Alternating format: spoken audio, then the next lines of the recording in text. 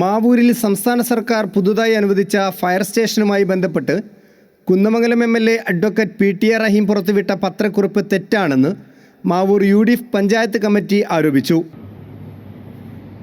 Fire station വേണമെന്ന് മാവൂരിലെയും അതുപോലെ പരിസര പഞ്ചായത്തുകളിലെ ജനങ്ങളുടെയും വ്യാപാരികളുടെയും വലിയ ഒരാവശ്യം മുൻനിർത്തി പഞ്ചായത്ത് ഭരണസമിതി സംസ്ഥാന സർക്കാരിനോട് അന്ന് അപേക്ഷിച്ചിരുന്നു.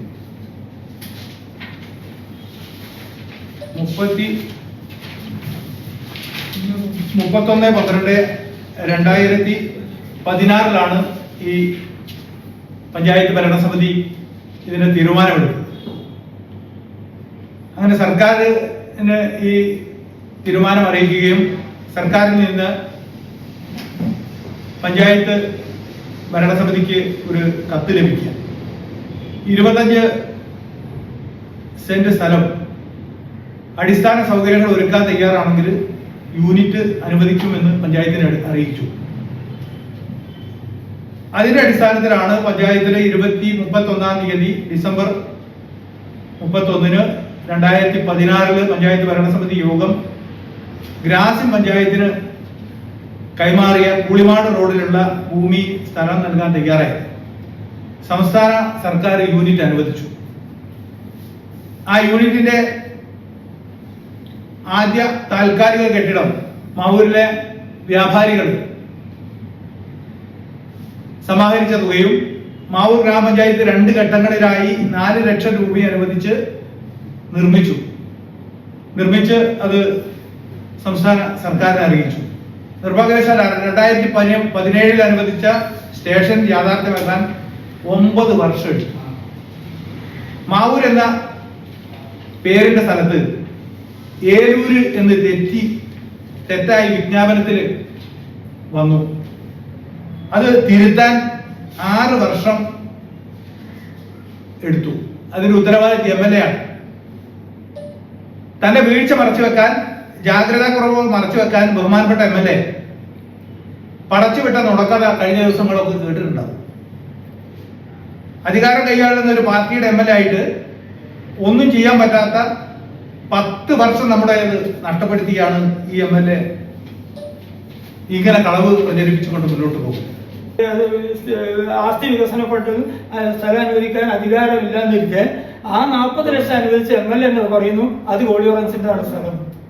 അതില് രേഖയിൽ ഉടമസ്ഥാവകാശം ഗോളിയോറൻസിന് നടത്താൻ വേണ്ടി പഞ്ചായത്തിന് കൊടുത്തു പറഞ്ഞു. ആ രേഖ ഞാൻ തരാൻ വേണ്ടി കൊടുത്തു.